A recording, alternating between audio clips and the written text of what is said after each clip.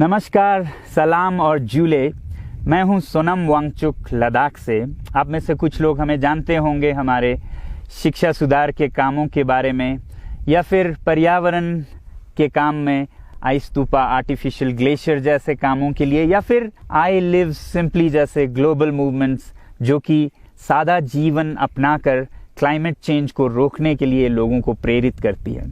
मगर दोस्तों, आज मैं इन चीज़ों के बारे में नहीं, बल्कि आप लोगों को एक बहुत ही ज़रूरी संदेश देने के लिए आया हूं, जो कि चीन और भारत के बीच अभी जो टकराव और तनाव की स्थिति बनी है, इसके बारे में आपकी क्या जिम्मेदारी है।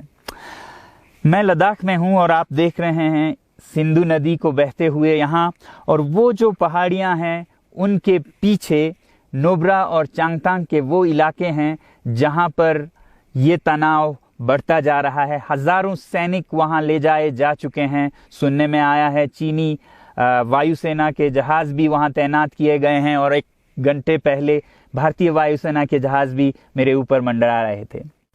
सामान्यतः जब सीमा पर तनाव होता है तो हम आप जैसे नागरिक ये सोचकर सो जाते हैं रात को कि सैनिक इसका जवाब दे देंगे।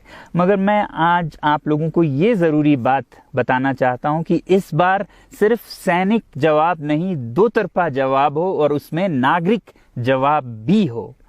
तो आप जैसे नागरिक दिल्ली, मुंबई और बेंगलोर और अनेक शहरों से क्या कर सकते हैं इसमें, ये समझने के लिए पहले हमें समझनी होगी चीन की ये हरकत और वो ऐसा क्यों कर रहा है। आपने देखा होगा कि ये सिर्फ भारत के साथ नहीं हो रहा है, बल्कि पिछले कई हफ्तों से चीन ये दक्षिण चीनी सागर में वियतनाम, ताइवान और अब हांगकांग के साथ भी छेड़खानी कर रहा है। और मेरा ये विश्लेषण है कि वो ये सब किसी देश के साथ दुश्मनी के वजह से ज़्यादा अपने अंदर की समस्याओं को सुलझाने के लिए कर रहा है। आज चीन को सबसे बड़ा डर है तो अपने जनता से डर है। उनकी 140 करोड़ की आबादी, जो कि एक बंधुआ मजदूर की तरह बिना मानवाधिकारों के चीनी तानाशाह सरकार के लिए काम करते हैं और उसे धनी बनाते हैं, जब वो नाराज हो जाए तो फिर एक क्रांति की सी परिस्थिति बन पड़ती है, और इससे चीन बहुत डरता है। आज कोरोना के प्रकोप के बाद चीन में फैक्ट्रियां बंद हैं, एक्सपोर्ट्स बंद हैं और बेरोजगारी 20% तक बढ़ चुकी है। लोग बहुत नाराज हैं, क्रांति हो सकती है, तख्ता पलट हो सकता है। इसीलिए चीन पड़ोसियों से दुश्मनी करके अपनी जनता को अपने साथ जोड़ने में लगा हुआ है, और ये पहली बार नहीं कर रहा है। 1962 में जब भारत के साथ जंग की तो वो जंग भी उसने अपने जनता को संभालने के लिए की थी। तब 4 साल का अकाल और भूखमरी हुई थी, और इससे ध्यान हटाने के लिए ये जंग की थी।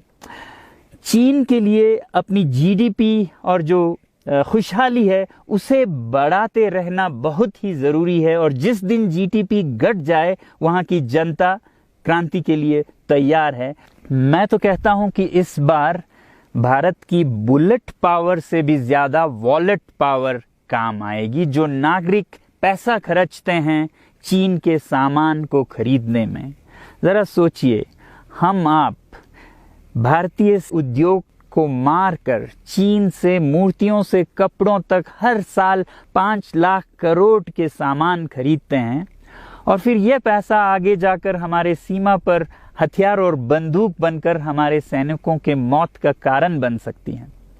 तो इसलिए अगर हमारे देश के 130 करोड़ लोग और 3 करोड़ जो भारतीय बाहर के देशों में हैं, सब मिलकर भारत में और बल्कि दुनिया भर में एक boycott made in China movement या अभियान शुरू करते हैं, तो आज दुनिया भर में चीन के प्रति रोष है। हो सकता है कि सारी दुनिया साथ आए और इतने बड़े स्तर पर चीनी व्यापार का बॉयकॉट हो कि चीन को जिसका सबसे बड़ा डर था वही हो, यानी कि उसकी अर्थव्यवस्था डगमगाए और उसकी जनता रोष में आए, विरोध और तख्ता पलट। और अगर हम ऐसा नहीं करते हैं तो कितनी बदनसीबी की बात होगी भारत के लिए, ज़रा सोचिए। एक तरफ हमारे सेना सीमा पर जंग लड़ रही होगी और दूसरी तरफ हम आप चीनी सामान, मोबाइल से लेके कंप्यूटर्स, कपड़ों से लेके खिलौनों तक को खरीद कर उनकी सेना को पैसा भेज रहे होंगे, चीन की सेना को। ये तो हुई हार्डवेयर की बात।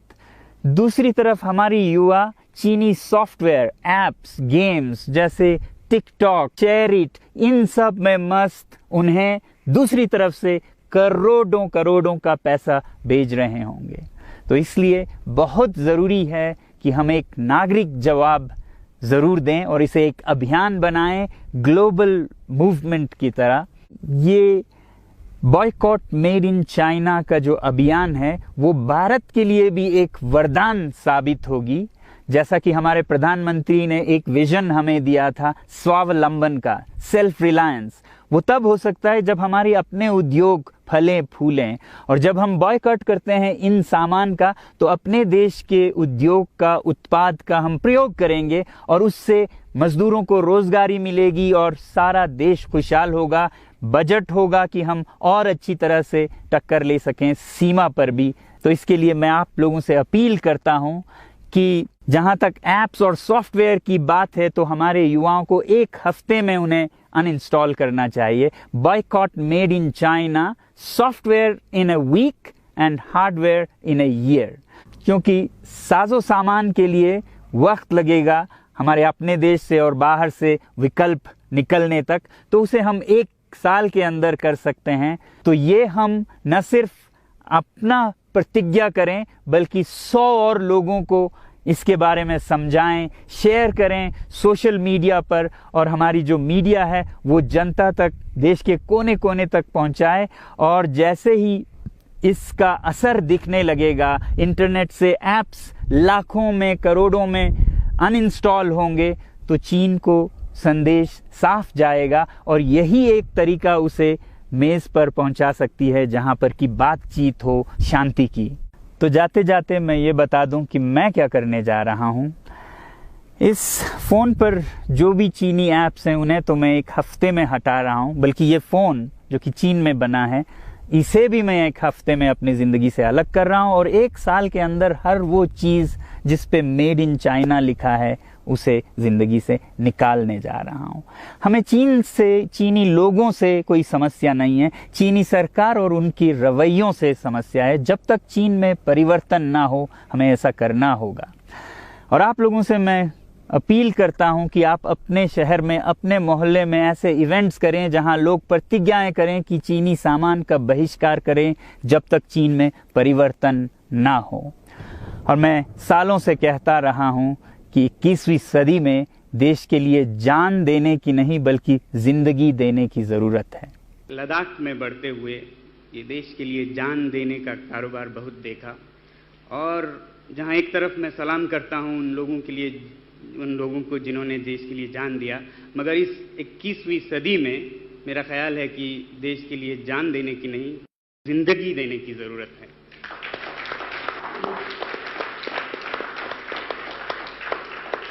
तो आप भी निभाइएगा अपना रोल। जय हिंद।